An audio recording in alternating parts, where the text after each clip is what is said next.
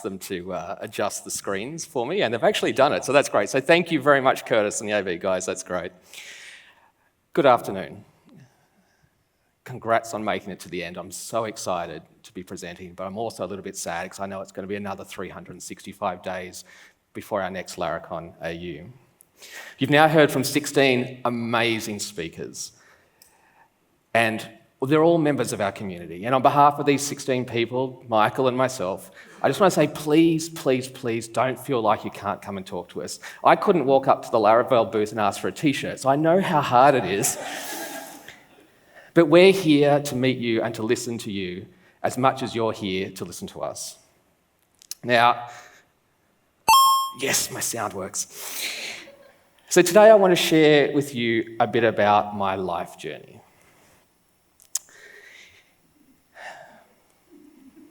My name's Ryan. As Michael said, it's my second time at Laracon, but this year is going to be different. It's going to be a bit of bearing of the soul. So I'm from Adelaide. A bit about me. I'm from Adelaide. I'm a dad to twins. I've got a cat, a rabbit, a lizard and a fish because my daughter just keeps on buying animals. And I like coffee, radio and aeroplanes. Starting to sound a bit like a dating profile, but that's cool. I'm also a full-time developer, and that's awesome. But it wasn't always like this.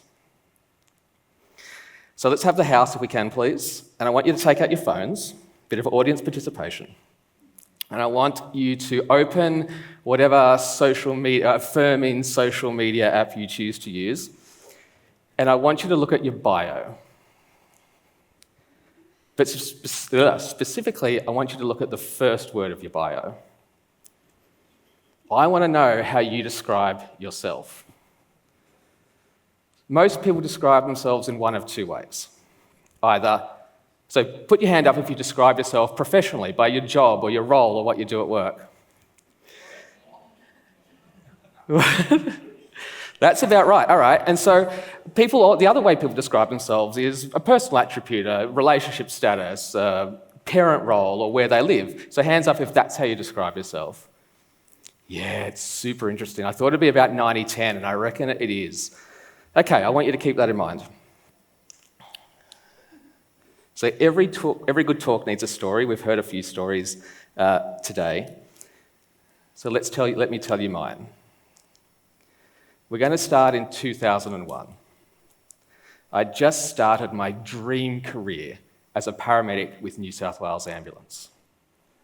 I was young, single, I had no responsibilities, life was awesome. So I worked for a while as a paramedic, speeding around town and sticking pointy things in people. It was great. And I know there's at least 3 paramedics in the room who are going, yes, absolutely. So after I did that for a while, I was promoted in 2007. I took on a project role managing large operational projects. I had a few people working for me, a couple of $100,000 in project budgets. It was really fun. I was still single. A little while later, I was promoted again. I was managing the Sydney 000 dispatch centre, where all the emergency calls are come in and are dispatched. I had 200 staff, budget of a couple of millions. I was still single, although that was about to change, because in 2012, I got married. Yeah, it was good. So at this time, I was in a leadership role, another leadership role with New South Wales Ambulance. I had operational responsibility for everything that wasn't Metro Sydney, so the rest of the state. And then 1 short year later, I was promoted again, and I became Chief of Staff of New South Wales Ambulance. This is a $1 billion agency in New South Wales. Huge scope, huge responsibility, and when stuff breaks, it breaks bad. Then in 2015, I became a parent. Now, at that stage, you saw from my social media bio, I identify as a parent first. That's who I am, primarily. And so I wanted to focus on being a parent. My role at that time was inconsistent with that. So I took a sideways step into a more reasonable role as the manager for southeastern Sydney. 300 staff, 10 ambulance stations, again, a couple of $1 million in budget.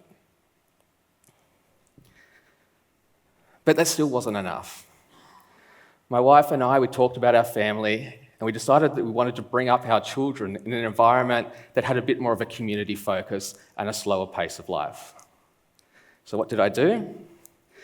I applied for a position with the South Australian Ambulance Service as the Executive Director of Statewide Operations. Way more staff, way more budget, and infinitely more responsibility. And my wife and I also took in a foster child. It was great. I was at the peak. It was the best time of my life.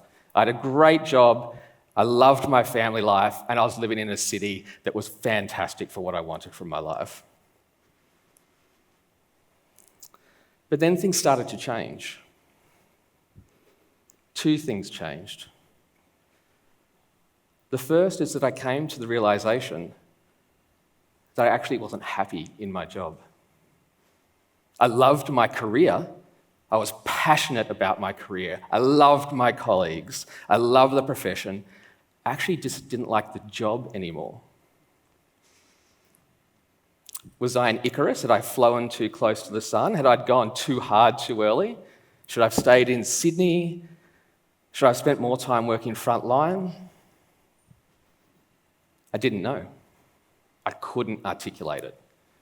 All I knew is that I didn't want to get up every morning and go to that place.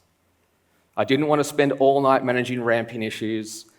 I didn't want to get a 3 a.m. phone call to hear about some disaster that had impacted the community. I spent a lot of time working in ambulance services and travelling around the States. And all the while I met people who were so unhappy in their job, hated their jobs. They hated coming to work, but they felt like they were trapped. Either they had no other skills, or the pay was too good, or they had a family and a mortgage and responsibilities, and they couldn't risk change. I used to come across these old, withered shells of people so many times, and I always swore to myself that I would never turn out like that.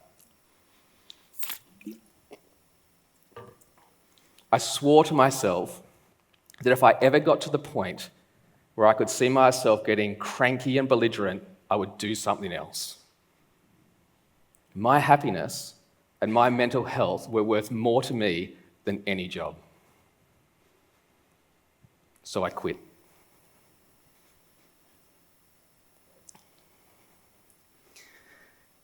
And then a short time later, the second big thing happened in my life, and I got divorced. That was the reaction Marty had as well, yeah.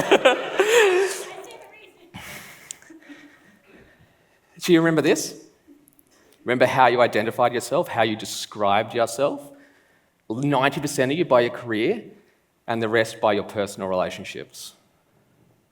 So imagine in the space of around 18 months, this.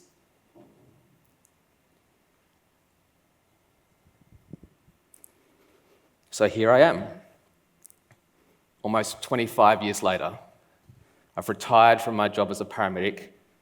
I'm old, single, wondering where the last quarter of a century's gone. Like that kid all those years ago who had just started his dream job. Again, I had no staff, no budget, a few more responsibilities. But now, again, life was full of opportunity.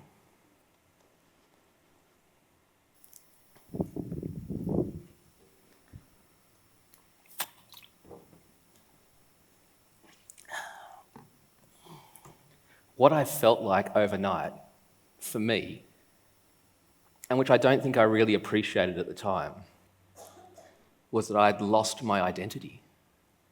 When people asked me to describe myself, it was always father, husband, paramedic. You saw it on my social media bio. Father, husband, paramedic. But who was I now? And where did I belong? The point of this story is not to seek your sympathy. Neither is the point of this story to dwell on what has happened to us. I'm okay. Genuinely, I'm okay. I'm happy with the decisions that I made for myself, and I'm ambivalent about the decisions of others that have impacted me. I'm also not alone. I guarantee most of you in this room have had similar stories, similar experiences, similar hardships, similar sadness, and similar loss. Which is kind of a funny statement to make, right? I mean, why should that make us feel any better? Now, I'm generally a pretty healthy guy, physically and mentally, but of course, if you sprinkle on some of my neurodivergent superpowers, that always helps. But I do like to make sure everything is working as it should. So as around this time, I walked into my doctor's office for a regular checkup. To the guys in the room, go and get a regular checkup. From one medical professional to all of you, go and do it. I'm sick of seeing 40-year-old blokes having heart attacks when they're trying to play golf. So I was chatting with my doctor around this time and telling him what had been happening in my life. He's a guy about my age, we get on really well. And he said to me, completely deadpan, looked at me and he said, if you're not coming in here asking for a mental health care plan, you'll be leaving with one. Now that was completely out of the blue for me, completely unexpected. I hadn't even considered it. But it was overwhelming and it was one of the best things that he could have done. In Australia, at least, and I apologise to our visitors, we live in a society where we value mental health and we value personal growth. And our government will pay for you to seek help and support you through periods of change. And we heard about it yesterday. There's other ways to seek help. Most organisations have employee assistance programs. Seek them out. As I'm about to tell you, change is hard. And trouble adjusting is a real thing. It's actually what they write on the mental health care plan, adjustment disorder. I don't get it. Significant change is going to have happened to you in your life, and it's absolutely going to happen to you again in your future. Get some help. It's amazingly worthwhile.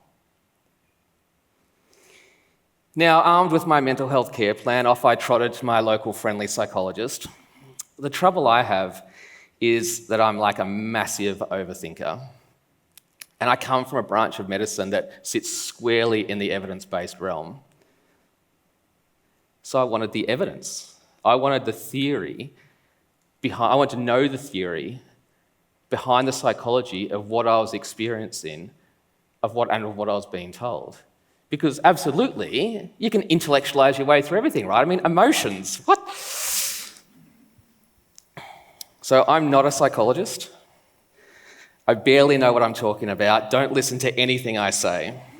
And I guarantee there's going to be a psychologist somewhere in this room that's going to lose their bundle about me about to butcher their profession. But anyway, here's Ryan's Psychology 101.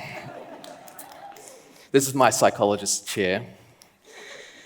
So I'm sure most of you will be familiar with this. It's called Maslow's hierarchy of needs. Let's zoom it in a bit, shall we? So Maslow was an American psychologist. He first introduced this in 1943 in a paper titled A Theory of Human Motivation. Sounds super dry. Although this was actually a bit of a watershed moment, because unlike his predecessors, Maslow was a humanist.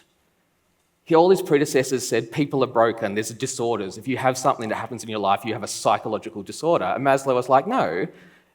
He believed in the positive potential of humans and the interplay between motivation and need and actualization. So for those of you that are not super familiar, the concept's super simple.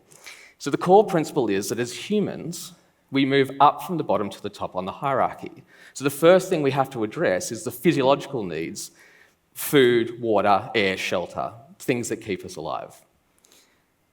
And then to get all the way to the top, to self-actualization, we have to go through each layer on the way up.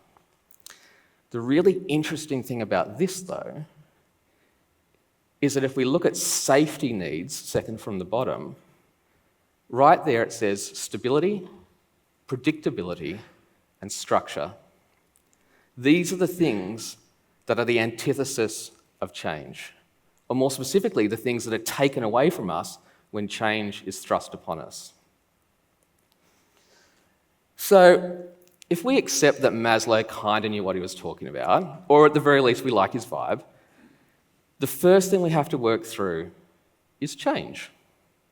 And I reckon change has to be one of the most studied parts of the study, most published topics in psychology, or at least the mountains of papers that the AIs wanted me to read. There was a lot. But essentially, there's 4 models of how psychologists think we respond to change, and we're just going to speed through them. So the first is, I need to stand up because I can't see it. The first is the emotional response model. So this is, there's subcomponents. The first one is stages of grief. Now, you're familiar with this. There was a Simpsons episode, bargaining, denial, acceptance, right? And I kid you not, the second one is called Let It Go. Freeze, unfreeze, something, I can't remember. The challenge I have is, this is how we're teaching an entire generation now to deal with change. Let it go, let it go. The second is cognitive biases. So first is fear of the unknown. That makes sense, right? If there's a change, we're scared of it, so we're going to react in a certain way. And the second is status quo. So, the old change has to be better because it's what we know. The next is the behaviorism reinforcement, where the first is positive reinforcement. So, how exciting the change is, it's coming. Sorry, I did that backwards. The first is cognitive dissonance, where you tell yourself there has to be a good reason for change, and then we get to positive reinforcement. And the fourth one's this foundational change frameworks. I read all about it, but for our purposes, it's basically the same as the first one, so we're going to ignore it. The challenge is, I read all of this, I talked about them with my psychologist, and I came away with one overwhelming feeling. Just, in my eyes, these were all, again, disordered-based approaches, right? Literally, like I said, they call them an adjustment disorder. That's what gets written down. And you want to know how they describe an adjustment disorder? I love this. This is from a book. It's called the DSM. It's how you diagnose psychology. And so they call it, I'm going to read it, the emotional behavioural symptoms, sure, we have an emotional or behavioural symptom, in response to an identifiable stressful life event or change. Guys, that's not a disorder. That's normal. Yes. We're humans. This is normal. But what happened to Maslow? Where was the positivity? Because this was about me. So then I found schemas. Now, Marty talked about schemas last year and how helpful he found them, right? So schemas, they were born out of a subset of what's called cognitive behavioural therapy as a way to help people understand how they process information or how they view the world. So the schema theorists suggest that our interaction with others and our perceptions of the world are processed through these schemas, like a filter or a preconception or a frame of reference. As a fun aside, in the 70s, Bartlett, who was one of the foundational researchers on schemas in the early 20th century, he worked with computer scientists, and he actually used his schema model in the very, very early days of AI to help computers process new information, the same theory. So, AI assisted with this presentation, so it's kind of come full circle. I've spoken to a few of many of you in the audience, and you've disclosed to me adult diagnoses of ADHD and autism. And you've told me, as an adult, how it suddenly explained your entire life experience in that context. Things suddenly made sense in the context of that diagnosis. Now, for me, that was discovering my schema. So in the 90s, there's a guy called Jeff Young, who I keep confusing him with Jeffrey Way, and I'm like, do I have that name right? But no, Jeffrey Young. And he took the work that was done in the early 20th century on schemas, and he applied some modern sprinkling of sugars over the top. And he came up with a new theory, and he called them early maladaptive schemas. And I tell you what, these psychologists, they know how to name things. Schemas come in all shapes and sizes, but they're deeply personal.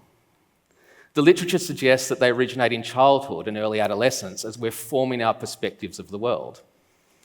Some people, they have schemas of disconnection and rejection, where strong emotional ties were not established in childhood or were broken later in life.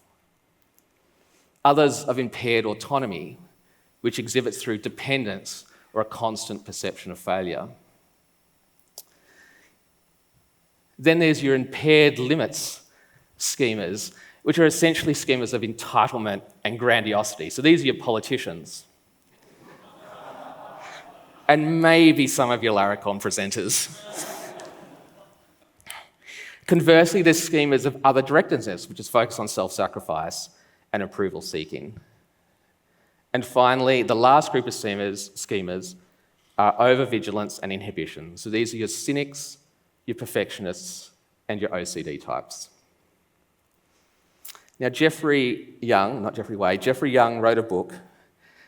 It is absolutely the literal definition of a self-help book. It was recommended to me by my psychologist, and it does do a reasonable job of describing Jeff's schema theories. The challenge I have is I really, really struggled with this book. So I'm not going to recommend it, but it is a reasonable reference.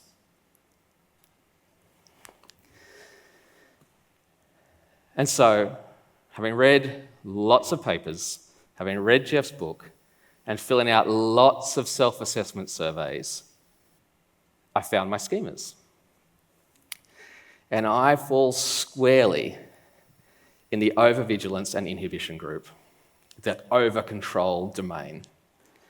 So most schema groups have sub-schemas. And for me, I had 3, and I was pretty evenly balanced across 3 of them. Some people are like squarely in one sub-schema. I was reasonably balanced. So the first was the suppression of natural feelings, impulses, and spontaneity to meet rigid internal standards. That's one of the subs. The second was emotional inhibition, where one feels they must hide emotions to avoid losing control of them. And the third, and it's not on my screen, but the third is around perfectionism and having to keep everything in control to meet those standards. So for me, it all came back to self-imposed high standards, control, and perfectionism. Now, things in my life were absolutely outside of my control. Things were messy. And when you view the world through schemas of control and perfectionism, if things aren't tidy and ordered and in control, you go to pieces. But then I'm also trying to suppress those emotions so I don't want to lose control of them, right? Super, super healthy things going on here.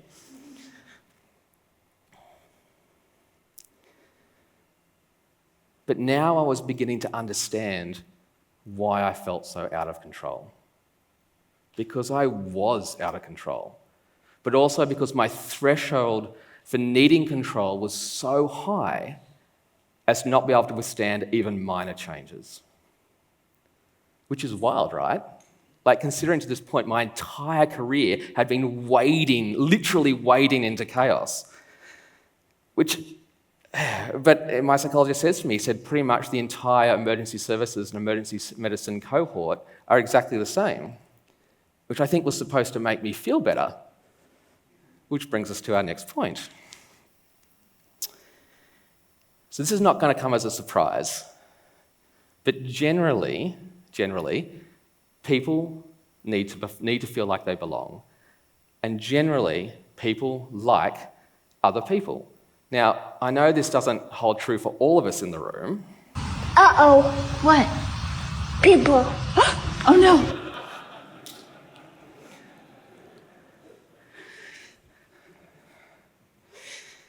So there's this guy called Erik Erikson. Surprisingly, he's not Swedish, he's German. He was a psychologist, and this is the guy that literally invented the term identity crisis. And do you want to know how he describes it? He says, it's a period of intense exploration and questioning of one's sense of self following major transition. So intense questioning of one's sense of self following major transitions. And he lists them, and would you like me to tell you what they are? Career change, divorce, and retirement.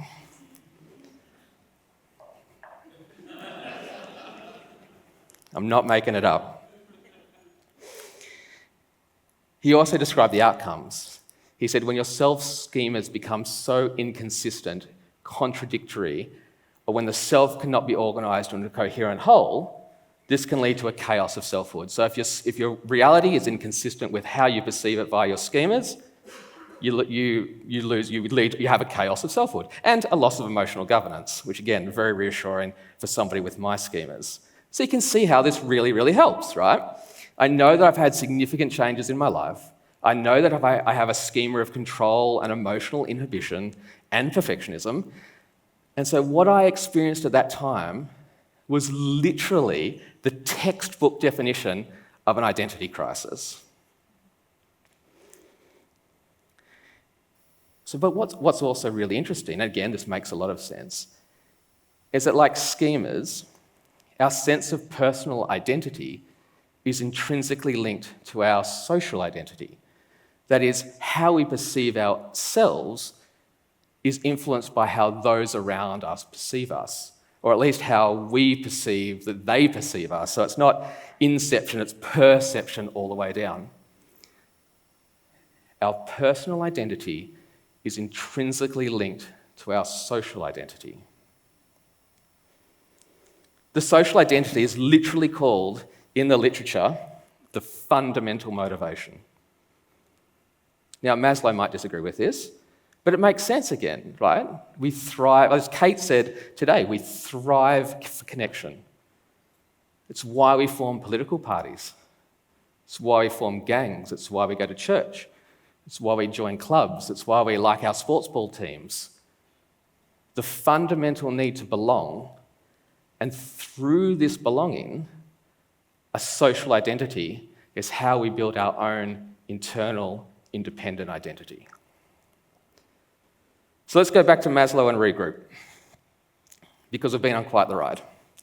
So Maslow tells us that almost at the core of our being human, we need stability, security, and structure, a freedom from change. He then tells us we have social needs. We need to belong. And after we've addressed all of these needs of belonging, then only can we find peace with our own identity. And then finally, at that point, can we achieve self-fulfillment and self-actualization.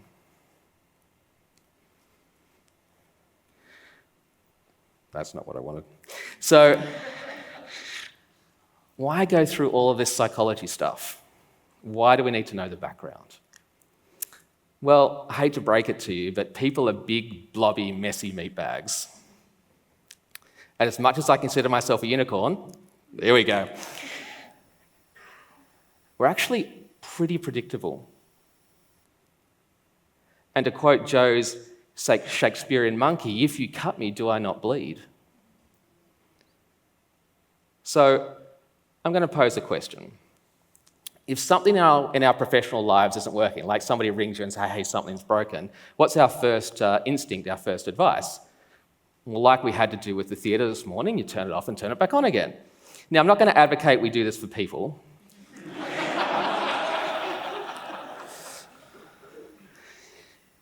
But like Kath said yesterday, we RTFM, and Mary said this morning, we read the docs, right? So this is one or maybe two confluence pages in the manual for how we work. Because knowledge in this case is empowerment. If you have a change in your life that is significant for you, you can, based on your schemas, predict pretty well how you will respond. You might not be able to stave off the response or the reaction, but you can prepare for it. You can put the systems and supports and processes in place to help you through. So I suppose the question you've got for me now is, that's great, Ryan, thanks, awesome, but what's the solution? Well, the bad news is, and what my psychologist told me, is there's no easy solution, and they're all intrinsically personal. But I will share with you what worked for me. So do you remember how I've described myself? Father, husband, paramedic. I framed myself by my relationship, first to being a husband, and then by being a member of the paramedic community. And I'd lost both of these things.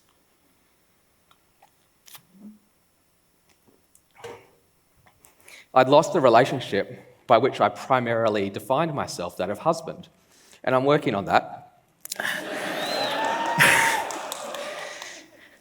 But I think the biggest hit to my identity was that I had lost my paramedic community. I needed to re-find my identity. And I knew, based on my schemas, it was going to be really hard to do that by myself. So for me, the best approach was to reframe my identity in the construct of a sense of belonging.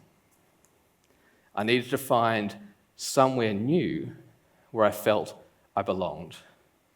I needed to find a new community. Because only through realizing a social identity could I find a path to rediscovering my own identity. Now, I want to stress, we're absolutely all responsible for our own happiness. You have to make the decisions and put in the processes and the supports and make the choices and take the actions and put yourselves in the right place at the right time for you to find your happiness. And for me, I found myself in the right place at the right time, and it was there and then that I discovered one of the most powerful and magnificent things for me. I found you. You are my new community. You opened your arms and gave me the sense of belonging that I so desperately needed. You helped me frame my social identity. Michael stood here an hour ago and he said, community saves lives. So I can now stand proudly and resolutely on this stage and say, I am a developer, which is not how I described myself on this stage a year ago. And I'm content and I'm happy. This is now who I am. Because we all belong and we all empower each other. And so it turns out that through finding you, I found myself. So, thank you.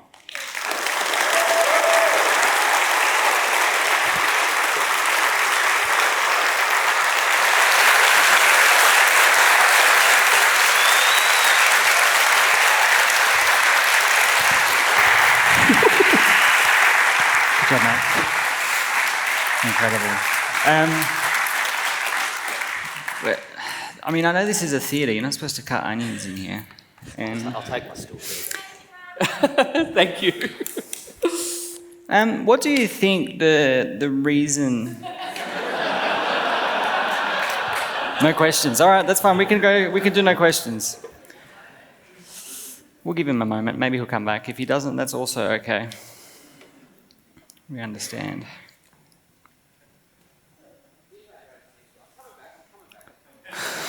No, it's all right, I'm coming back. So dramatic. I don't need that anymore, though. Bloody hell. Here you go, you can have that one. So dramatic. Sorry. How does resilience play into this? You mentioned thresholds where comfortable, where we're comfortable, we lean into the comfort or fight against it. Yeah, I mean, it's like, so again, I come from medicine, right? Let's move forward on the stage one. I come from medicine, so your body can only fight disease if it's otherwise healthy. If you've got a suppressed immunity or you're otherwise sick and you get another illness, it's just going to kind of cascade. And our mental health is exactly the same. Unless you have built up resilience and you've got processes and systems and supports in place, you can't weather those changes when they come across. Absolutely. So, I mean, is that kind of related to COVID, why you had that midlife crisis in 2021? Do you think? No, it wasn't COVID. It was uniquely personal to me, and it had been the fact that I felt, and I've done a lot of reflection, that I had risen to a position too quickly, and I didn't get the satisfaction from the job, and I just didn't like. Actually, I had this ambition. I wanted these jobs that had a lot of responsibility, but then I got in the job, I actually didn't like it. So I think it's really important that we consider and we make really informed decisions about the life choices that we make, and that our choices have to be intrinsically driven. So we have to be doing that for our reason. And I told you here, my identity, the way that I view the world is through how other people perceive me. So I felt like I had to have these promotions and do more senior positions because that reinforced myself, my personal identity. But I think now going through this process and learning is that you have to make these decisions intrinsically for yourself and decide for yourself if this is actually what you want and is this actually going to make you happy. If you had to come up with one piece of advice for people coming into the tech world from another career, what would that be? Yeah, well, it's about community. It's 100% about community. I had an office on the top floor of the ambulance headquarters in Adelaide, and on that floor there were probably 150 people, and they would working shift work, they'd come and go. But I literally could not step out of my office without talking to 2 or 3 people. You know, and I would go to the lunchroom and there'd be 20 people in the lunchroom and this kind of stuff. And I went from that overnight, and this is not related to COVID, this is related to my decisions. I went from that overnight to sitting at my desk in front of my computer, working full-time from home. And that's a significant change in circumstance, absolutely. And I think so. For me, it was about actually I discovered that I needed people. I needed that, even though I don't like a lot of people, but I like you. But I needed that people. I needed that personal interaction, that human interaction. And through finding, coming to Laracon in 23 in Sydney, it was like it was my whole world had just been opened up. This is unlike any community I had ever experienced. Everyone was so welcoming. Everyone wanted to talk about what I was doing. Everybody was just friendly and chatted. And I'm like, this is amazing. And this is what I needed as a solution to the malaise that I've been feeling. Amazing. I'm going to let you go. Okay. Bring it in. Yeah, that's good. Well done. Well done. All right. Get off my stage.